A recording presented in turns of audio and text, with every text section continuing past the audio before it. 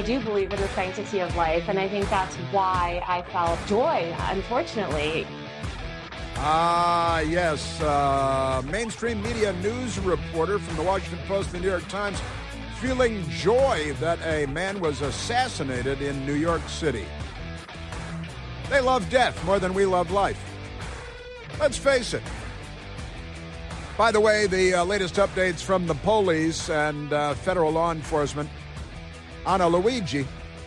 Fingerprints have been discovered at the scene of the crime, matching a Luigi Mangione. The headlines are fingerprints match between Luigi Mangione and prints found at scene of United Healthcare CEO killing. That's CNN fake news, and there's kind of a funny CNN story today too, but I'll get back to that. And they've got fingerprints that match now between a Luigi and the scene of the crime. Now, what's Luigi doing at the scene of the crime if he's not at the crime?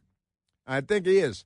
Also, this is crazy. The New York Post has got good reporting on it, and the New York Times doesn't. But the police have a Luigi Mangione's notebook. He's got a spiral notebook, and he put notes in it because he went to an Ivy League school, so he put some notes in it. Police have Luigi Mangione's notebook describing rationale for UHC CEO killing. That actually is the New York Times headline. And they got to use UHC, United Healthcare, to abbreviate, and CEO, Chief Executive Officer, because everything is an abbreviation. We all have to speak in code. It's targeted, precise, and doesn't risk innocence, said a sentence in a spiral notebook belonging to the man charged with murdering Brian Thompson, right? And Luigi Mangione, the New York Times says, who has been charged with killing chief executive of United Healthcare at a company investors' day, was arrested with a notebook that detailed plans for the shooting, according to 2 law enforcement officials. Note how they didn't have to go back and get 8 or 10, like some of the fake news media. Oh, we've got 10 people in the Obama White House. That's because you're sleeping with them all, and you had a briefing in a room where they're all there and laughing and feeding you the fake story, but never mind that. So they got 2 law enforcement sources. The notebook described going to a conference and killing an executive, the officials said. What do you do to whack the CEO at the annual parasitic bean counter convention? It's targeted, precise, and doesn't risk innocence, one passage written in the notebook said. According to the 2 sources in the New York Times. That means they're, federal, no doubt, but never mind that. So one of the things is, and I don't know if the New York Times is going to get into this, he had talked about using a bomb. Wanted to use a bomb. Hey, maybe I could blow him up, with a bomb. And then he decided, oh, no, that could lead to innocent people being killed, and not just the people I want to murder or the person I want to murder. And that's kind of a remarkable. The Independent has headline, Luigi Mangione latest fingerprints found at scene of United Healthcare CEO shooting match suspect. And that's a good thing. And they talk about the bomb that he had considered and then decided it should be more precise, more personal, So the United Healthcare shooting suspect is fighting extradition to New York, where he faces a second-degree murder charge in connection with Brian Thompson's death. And it's second degree because we have 50 states and the District of Columbia and Puerto Rico. And I heard another liberal yelling yesterday, give Puerto Rico statehood, because there is no realm in which they're not corrupt. It's remarkable. But, and the different states have different standards for first-degree and second-degree murder and manslaughter and so on. So we got all that going. And also, it's Mailbag Day. Let's not forget about that, because Mailbag Day, it's Wednesday, and it's Mailbag Day. And I've got to get to the great stuff out of the Daniel Penny story. Daniel Penny did an interview with Judge Jeanine Pirro at Fox News, and I've got some of that for you. The Democrats want to lynch him because he was a Marine and he stopped a career criminal from murdering people. And the Democrats want career criminals to murder more people unimpeded. That's in the Democrat Party platform at the Democratic National Convention. More murder, higher taxes, higher inflation, more crime. It's like blazing saddles, you know, the Democrat Party.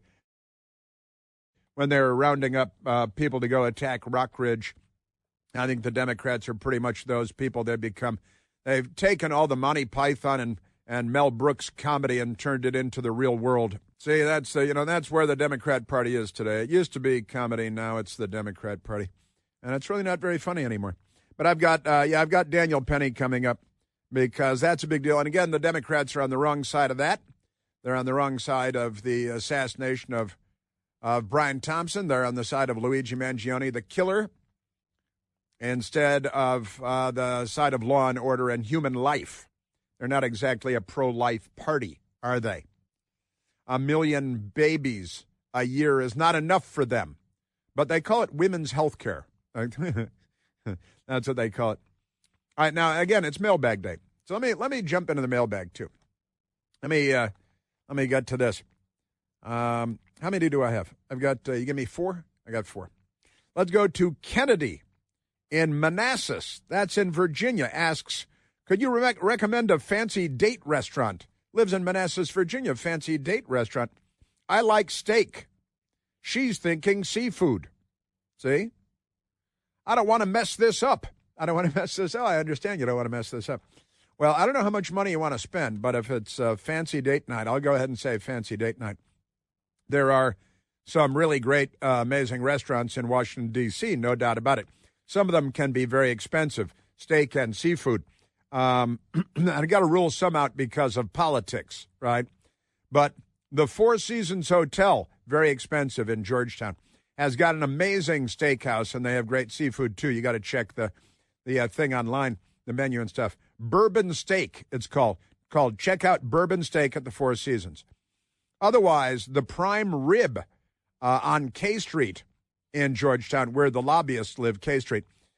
Prime Rib, the Prime Rib has been there for more than half a century, I think. And it's like time travel. It's like going to the 1950s or the 1960s. An amazing place. Again, you got to check the menus online. But it's amazing. And I happen to know that there's some, I am often greeted by nice conservatives that work there at the Prime Rib on K Street. Wonderful. And they have great steaks and great seafood, too. Amazing. There's the Palm restaurant, which might be a little more casual. And it's still not fried. But you said steak and seafood, so I'm going to stop there because I could go on and on. Bourbon Steak, the Prime Rib, and the Palm. So there used to be a great restaurant in the old Trump Hotel, but it's not the Trump Hotel anymore. And the guy that runs it is a commie lefty, the nice restaurant there. So I can't recommend that anymore. But those are good ones. And a much more casual place might be a place called La Piquette. La Piquette. They've got a nice New York steak or two and a lot of good seafood. But it's a neighborhood little French bistro, different level altogether, I think. But those will have to be my recommendations for your fancy date night. James Davidson asks, thoroughly enjoy your show. Thank you very much. Was your transition from TV news dude to radio host to radio host excellence? See, I don't know. I'm a very modest and humble person, but was your transition from TV news dude at CNN to radio host excellence easy? It was. The truth is that I don't want to, but yeah, I got to say, I never listened to talk radio because I was working all the time. I didn't know anything about talk radio. I started doing talk radio totally cold, immediately had fun doing it. Thought it was a riot right away. And I was talking to somebody the other day at Newsmax, and he said, well, you do 3 hours of live radio a day before you come to Newsmax to do this. And the woman just shook her head and said, that is like crazy. And I said, 3 hours of radio is fun. It's a piece of cake. And she said, piece of cake? So, yeah, a lot of time to prepare. But it's a piece of cake. It's fun. And I got to say, yeah, the transition was really easy. I had it with CNN and all that, and now I'm back on TV at Newsmax, of course. But it's different hosting a show rather than covering a beat. And, a guy's got to have a job. Chicks love a guy with a job.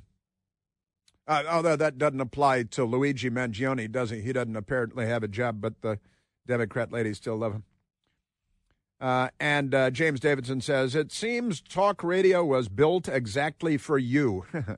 I kind of feel that way sometimes, too. I got to say, my my mother's father started in the radio business in 1924, 100 years ago. And after my father died when I was a child, we moved in with my grandfather, who was in the radio business. And because my father had died when I was 5 months old, my mother took me and my 3 older brothers. We moved in with her parents. He had been a radio guy since 1924. And then he went into TV, and he was on TV and radio until he was 80 years old. Remarkable stuff. But it seems like talk radio is made for you. When we moved into their house, my grandfather had a soundproof radio tracking booth in the house. And my mother made that my bedroom because I was a 6-month-old baby. And it was like in space, no one can hear you scream. And so my, early formative years, my formative months, I was stowed away in a soundproof radio tracking booth in my grandfather's house. That might have been telling for seeing the future. But yeah, I feel that way too, James. I do. I feel like it's just perfect for me.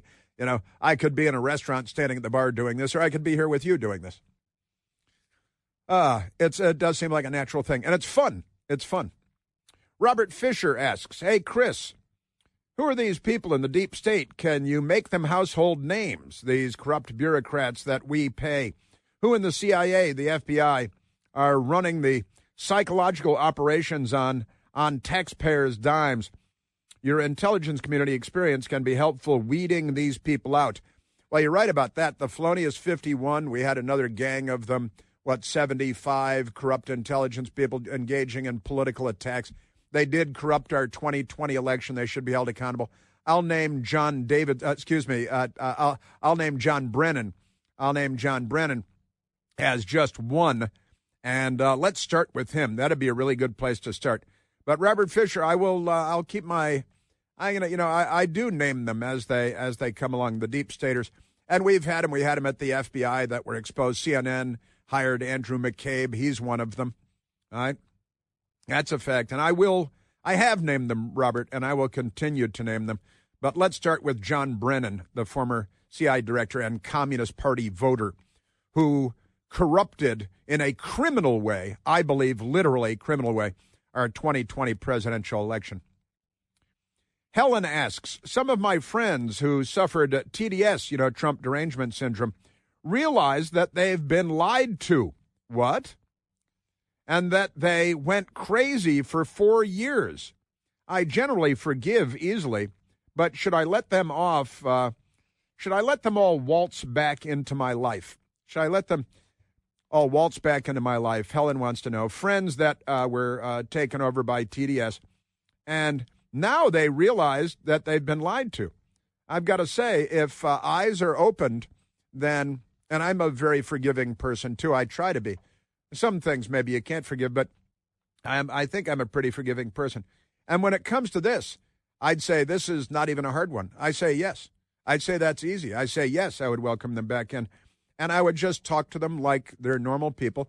And as things come up, I would just, again, tell the truth and talk to them. They're like they're normal people. I absolutely would, Helen, let them waltz back in. And also, you get to be the bigger person. It's not you get to be. You're the bigger person. It's easy to be the bigger person. And they got caught up in a cultural phenomenon, like the Nazis in Nazi Germany, swept up by the charms of Adolf Hitler. And these people, they're lied to constantly, 24 hours a day, every time you turn on the TV, you turn on National Panhandler Radio, all that, you're being lied to everywhere. And they've been brainwashed. So if they're snapping out of it, I would definitely welcome them back and then make them pay for the beers. I'd probably do that too. But that's me. But Helen, yes, I would say yes. Forgive, forget, move on, be the bigger person, welcome them back, and just tell the truth from now on. Expose the big lie. Open people's eyes. I'm in favor of that, 100%. And that is our mailbag for the day. You know that nothing delivers comfort and joy, a great song lyric, like the unrivaled quality and delicious flavor of Omaha Steaks. Omaha Steaks guaranteed perfection in every single bite. And right now, you can save on unforgettable gifts for family and friends, with co-workers, with 50% off the entire website at omahasteaks.com. Plus, because you hang out with me, you get an extra $30 off with the promo code PLANTY. That's a me, Plante. Growing up in Chicago, I'd see my neighbors getting Omaha Steaks delivered, grilling them in their backyards. Oh, I was so envious. I'd rub my hands together, stand at the edge of their property line. I'm so hungry. But, now I get Omaha Steaks delivered to my house. From legendary steaks to mouth-watering desserts and more, you save 50% off the entire Omaha Steaks website for a limited time at omahasteaks.com. Plus, because you listen to my humble radio broadcast, you get another $30 off with the promo code PLANT. That's 50% off at OMAHA, omahasteaks.com, and another $30 off with the promo code PLANT. A minimum purchase may apply. Visit omahasteaks.com for all the great details. Yes, sir. All right, Mailbag Wednesday. Yes, forgive and forget. Be the bigger person. Be nice. Bring your best girl to a really great restaurant. Fancy. You don't have to wear a tie anymore, though. Chris here with a list of things that none of us should trust. The Washington Post, the New York Times, anything on CNN. Here's a list of things that I do trust. The Washington Times. Support real journalism for just $1 a week at washingtontimes.com/Chris. Now, I've been saying for quite some time, more Democrats, more murder. More Democrats, more gangs, more carjackings, more Democrats, more fatal drug overdoses. Because the Democrats are not on the side of civilization. They're crazy lefties. Elizabeth Warren, who's a Democrat senator and not a Native American, says, well, violence is wrong. And she says, you can only push people so far.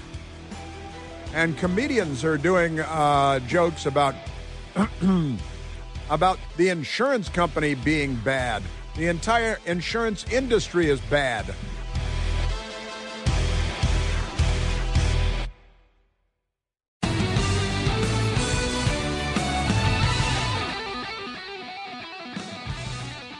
So much crazy, so little time. Here in Washington, D.C., two young women here's the story. It's breaking right now. Police have searched the home of George Mason University students Jenna Chana and Noor Chana. Jenna and Noor, they're sisters, and here they are smiling. They look perfectly pleasant. They're with Students for Justice in Palestine. They're the leaders of SJP. Everything has to be an abbreviation. Students for Justice in Palestine. And they've uncovered guns, ammunition, foreign passports, and disturbingly, the search also revealed pro-terror materials, including Hamas and Hezbollah flags, which Democrats carry around the city and around college campuses and so on, along with signs reading, "Death to America" and "Death to Jews." Death to Jews. They're apparently Muslim women. Police suspect the Chana sisters spearheaded campus-wide vandalism, causing thousands of dollars in damage to the university. And that's at George Mason University. They've really focused more on George Washington University around here, and a little bit of this and a little bit of that, because the death cult has been embraced by the Democrat Party and the left in the United States. So these two women, and I'm told that more will be forthcoming on these two sisters and their intentions, but police raided, searched the home, guns, ammunition, foreign passports, and the usual Democrat Party regalia, death to America, death to Jews. Speaking of which, let's go to this Fox News radio story, because the death cult that is the Democrat Party, they're turning the killer in this CEO case into a pop culture icon, just as they put Dzhokhar Tsarnaev on the cover of the Rolling Stone. They're now turning their latest killer, Luigi Mangione, they're turning him into a pop culture icon, to the point that they're selling regalia, like death to America and death to this, but they're selling Luigi Mangione T-shirts. They're selling, listen to this now, a Luigi Mangione Christmas ornament. You can hang it next to your James Earl Ray Christmas ornament, and honestly, your Ted Bundy Christmas ornament, because Democrats are demented. They're completely crazy. The department store Macy's, they apparently sell the coat that Luigi Mangione was wearing in the photographs that we saw of him in New York. And Macy's cannot keep the coats on the shelves. They can't keep them in the stores because Democrats are buying them up so they can wear their Luigi Mangione coat. Right? Amazon had people selling so much pro-Luigi Mangione stuff that they had to stop it and pull the stuff. Etsy, Etsy, this online marketplace, they've got tons of stuff. Here is Lillian Wu of the Fox News Channel. Ranging from the $225 olive green Levi jacket believed to be worn by suspect Luigi Mangione. It sold out on Macy's website after buyers snatched up more than 700 in 2 days, to a crop of other related merchandise like shirts, mugs, and caps on places such as Etsy, where for $14, shoppers can order a Christmas ornament adorned with deny, defend, and depose. Some retailers such as Amazon pulling the merchandise, saying it violates company guidelines. Amid criticism, it appears some are looking to celebrate instead of condemn the killer. This is the Democrat Party celebrating murder, and it's because they're the left, and the left loves murder. Nobody has murdered more people in the history of the world than the left. And they were really born the fires of the Bolshevik Revolution in 1917 in St. Petersburg. The Democrat Party is carrying on the traditions because they're the left, and the left loves murder. See what I'm calling? See? Huh? Right. And again, they've turned him into a pop culture icon, the murderer. They want to have sex with him, even the men, according to Jimmy Kimmel and the people of the Jimmy Kimmel Show.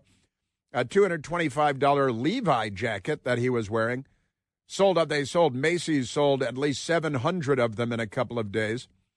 They've got Luigi Mangione. They've got his Mangione, his Christmas ornament. Honestly, what kind of a psychopath are you? And the answer is a Democrat. Really, that's the short version. Isn't that amazing? Your Democrat Party. They're not well. They're very, very unwell.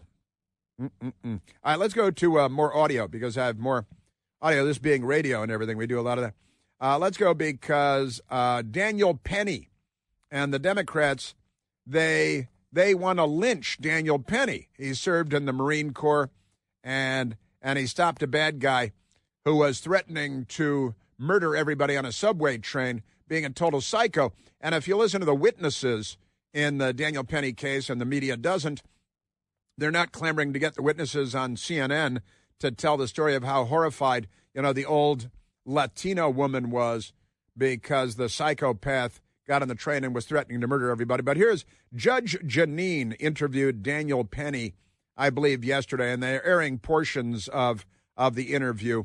It started like this. What in you caused you to want to get involved? I mean, I'm not a confrontational person. I don't really extend myself. I think this type of thing is very uncomfortable. All this attention and limelight is very uncomfortable, and I would prefer without it. I didn't want any type of attention or praise, and I still don't. I would prefer without it. And you know what he's saying? He's doing a TV interview. He's not a TV head. He's a normal guy who just, was by the skin of his teeth, not thrown into prison for a decade and a half, where Democrats would doubtless stab him to death in prison. They stabbed Officer Derek Chauvin in Minneapolis 22 times in prison when he was sent there when he shouldn't have even been sent to prison at all. But the Democrats are a violent death cult. They love, harvesting the organs of millions of babies. They're not the good guys. Daniel Penny talking about, you jumped in and you stopped this guy while he was threatening. And there were people who testified, and a couple of them have talked to Newsmax and Fox News about how terrified they were when this psychopath got on the train and started threatening. And I want to go back to Rikers Island. I will kill all of you. Daniel Penny. The guilt I would have felt if someone did get hurt, if he did do what he was threatening to do, would never be able to live with myself. And I'll take 1 million court appearances and people calling me names and people hating me just to keep one of those people from getting hurt or killed. Well, that's kind of a typical Marine, I've got to say, and a normal, healthy, alpha male living among us. And that's what helps us to maintain civilization versus the opposite of civilization. Now, again, what was Jordan Neely doing on the train? When you got on the train and you saw all the people on the train were terrified, what was going on? He was just threatening to kill people. He was threatening to go to jail forever, go to jail for the rest of his life. And now where I'm on the ground with him, I'm on my back in a very vulnerable position. If I just would have let go, now he turns. Why is that a vulnerable position? Well, if I just let him go, I'm on my back now. He can just turn around and start doing what he said to me. So Killing, hurting. Killing, hurting. And he's the villain of the story. Jordan Neely, the psychotic, drug-addicted career criminal arrested 42 times, threatening to murder everybody. He's the hero of the Democrat story, right? And the man that shot and killed a 50-year-old father of 2, United Healthcare CEO, the killer is the hero of the story. Isn't that great? The comedian Bill Burr, who's a funny guy, generally speaking, going off on a rant against the CEO, the heartless, as he, the insurance industry is heartless. Really? Well, then let's talk about the insurance industry, which we've been doing for decades. I thought the Obama people fixed all this with Obamacare. Am I right about that? Huh? Even Joe Rogan, the world-famous podcaster, talks about the insurance industry as beeping gross. Nobody will cry over his death. Really? But this is, Rogan used to be a Bernie Sanders supporter. James Hodgkinson, that showed up on a baseball field and shot Congressman Steve Scalise, Bernie Sanders supporter. The people on The View, they're very, very mental. And they live in New York and they travel by limousine. They arrive at buildings with armed security to protect them. Doubtless come in underground. And these mental cases like Whoopi, she is really something. But The View, and this is an ABC News program. They're under the ABC News budget. So I guess these are journalists by the standard of George Stephanopoulos, Democrat Party operative. The View. I don't know that seeing them celebrating in a bar made me comfortable. I mean, you killed a guy. The man is dead, and maybe you take the celebration home. You don't do it outside, but that's just me. Yeah, that is just you. Somebody buy her a cheeseburger and let her shut up for a minute. That's pretty amazing stuff, I got to say. I went to a bar. Daniel Penny and his legal team did go out to a restaurant and to a bar. They avoided decades in prison, certainly, a decade and a half, I think it was looking at in prison. Sonny Hostin is not a good neighbor. Neely, a former Michael Jackson impersonator, he talked about being hungry Former. and thirsty, and he said he didn't care if he lived or died. There is no evidence that he attacked anyone. There's no evidence that he put his hands on anyone on this occasion. No one on the train would have known that he had touched someone before. Multiple people testified that he didn't approach anyone in a threatening manner. And so when you look at that and you look at the result of what happened, my question is, where is our compassion as a society? Where is our compassion? Now, this guy, Jordan Neely, is famous. One of his many arrests, one of his 42 arrests in New York, is because he attacked and punched in the face an older woman, a nearly 70-year-old woman, just punched her in the face, laid her out, and this is what he walks around doing. And that came up on The View yesterday. Elisa Farah Griffin, whatever it is, I don't know who the hell she is, but she made a point that everybody should know if you're going to be talking about it on national television, but these filth, they don't. This gentleman punched a 67-year-old woman in the face. But no one on the train that should have come with some kind of a sentence. No, but that's not my point. It should have come with some kind of a sentence that got him off the streets for an amount of time. It did. Likely got him sober for an amount of time. Arrest. Yeah. Yeah. Oh, he punched her. Yeah, but nobody on the train knew that. Well, you guys know it. We're talking about it now. And that's the discussion that we're having now. We're not on the train because you guys don't ride the subway. Isn't that amazing? They're just not on the side of civilization anymore. They're quite appalling. You know, also, speaking of civilization, it's like Orson Welles' War of the World, the radio broadcast that made Orson Welles famous before he started making movies and before he started enjoying a good meal here and there. But there is this in New Jersey. They've got these UFOs, these drones flying everywhere, sometimes in formation by the dozens, coming in off the ocean and flying all around Bedminster, where President Trump's country club is and where he stays sometimes. And here's a New York state senator by the name of Douglas Steinhardt.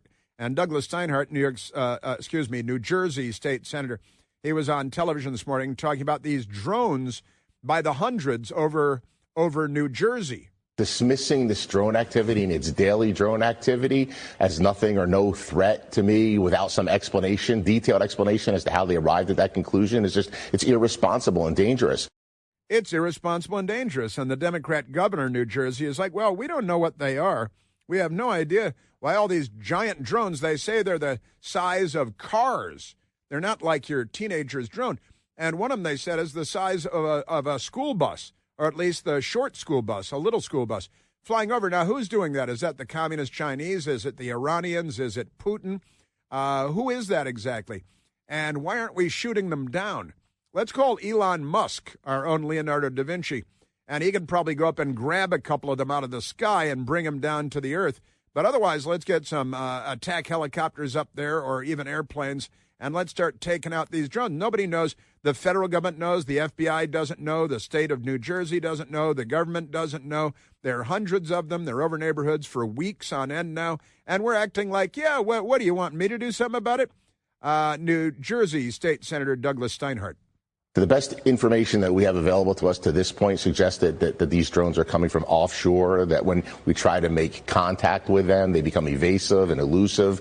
From my perspective, if they are American assets, if they're American military, if they're American drones, then I think we owe the American people answers or explanations. But if they're not American made, if they're not American drones, then I think, we owe the American people action. I think you're absolutely right about that. I'm with this guy, Douglas Steinhardt.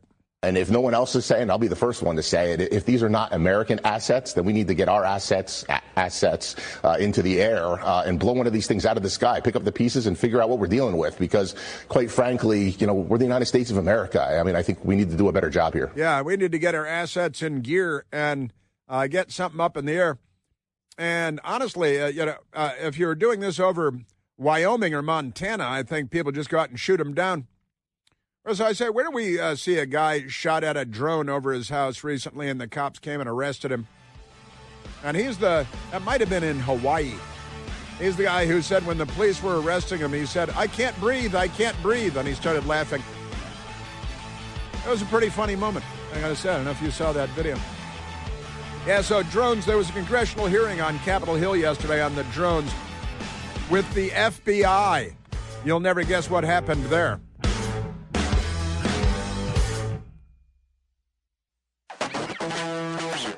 Now, I've been chastised a little bit because I made a reference to getting Whoopi a cheeseburger. And I'm told that Whoopi has trimmed down a lot. She's lost hundreds of pounds. I hadn't really noticed. But she was selling advertising space on her clothes for a while there. But, of course, you know, she's trimmed down thanks to big pharma, thanks to pharmaceutical companies and to pharmaceuticals. They hold pharmaceutical companies in contempt. They occasionally shoot and kill people associated with the industry. But there was a hearing on Capitol Hill yesterday with an FBI guy by the name of Robert Wheeler, and he wasn't giving straight answers, but Congressman Eli Crane. I got an article right here, mystery drone spotted over New York, New Jersey, prompt calls for federal investigation. What can you tell us about what you guys do know? We do not know the particular specifics of what those drones are. We don't know the particular specifics. It's repetitive and redundant. Here's the FBI guy. Hey, aren't you guys like national security people? You're telling me we don't know what the hell these drones are in New Jersey are? Is that correct? That's right. That's madness that we don't know what these drones are.